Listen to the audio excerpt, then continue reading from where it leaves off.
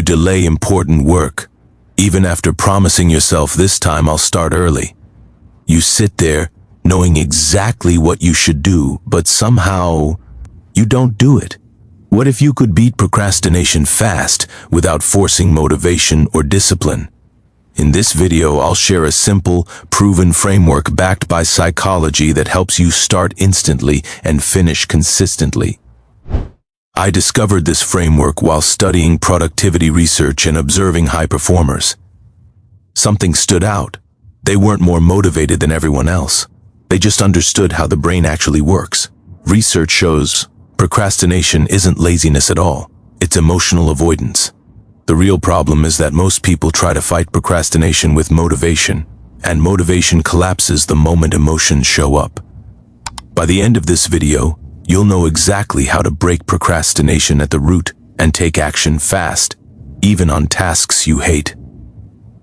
Here's the first thing you need to understand, and it changes everything. Procrastination does not start with time management.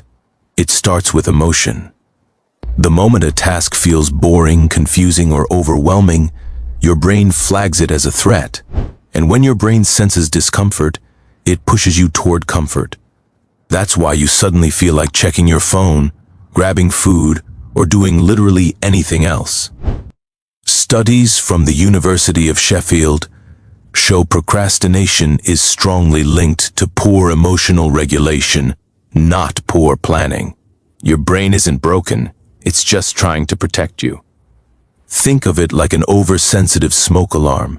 It goes off even when there's no real fire. So instead of asking, "Why am I so lazy?" ask a better question: what emotion am I avoiding right now? Is it boredom? Fear of failure? Confusion? Just naming the emotion already reduces its power. Then lower the emotional cost of starting. Don't tell yourself you need to finish the task. Just tell yourself to touch it. Open the file. Sit at the desk. Give it 60 seconds. That's it. Now here's where things get interesting.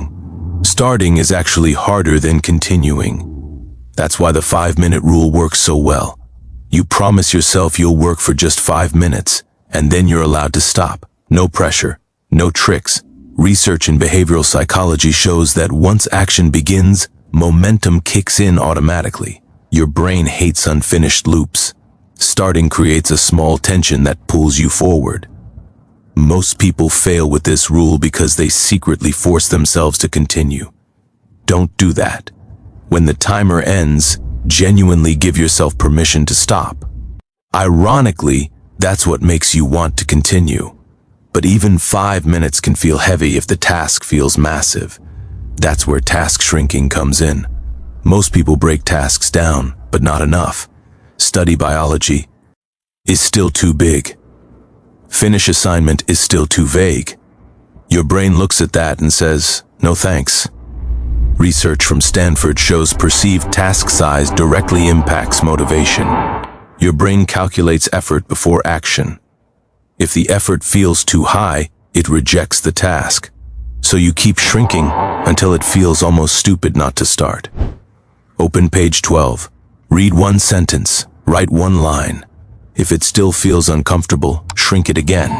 Smaller than you think, smaller than feels reasonable. Now you might be thinking, okay, but I just need more discipline. Here's the truth. Discipline is unreliable. Environment is not. Your surroundings quietly control your behavior. If distractions are nearby, procrastination will win every time.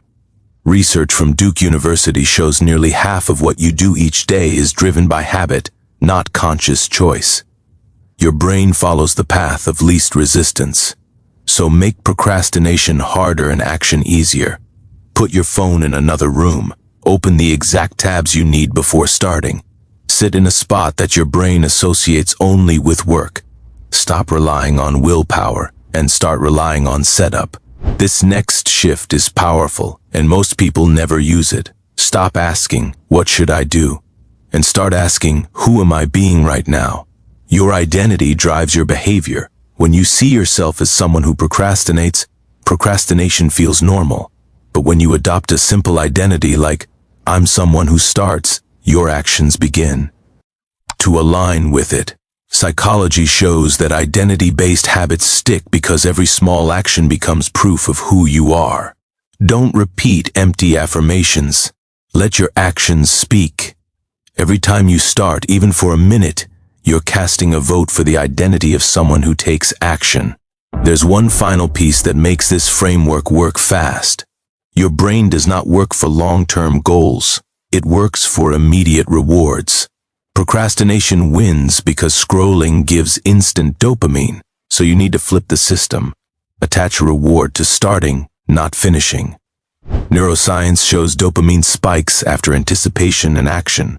Choose a small reward you enjoy and only allow it after you begin. A coffee, music, something simple. Keep it short so work stays primary. Your brain will quickly associate starting with something positive. Let's lock this in. Procrastination is emotional, not moral. Starting matters more than finishing. Shrink tasks aggressively. Design your environment to support you. Act from identity, not mood. And reward the start. Remember, you're not broken. You don't need more motivation. You need a better system. The only difference between feeling stuck and feeling productive is how you begin. Don't wait for panic, pressure, or deadlines to force you.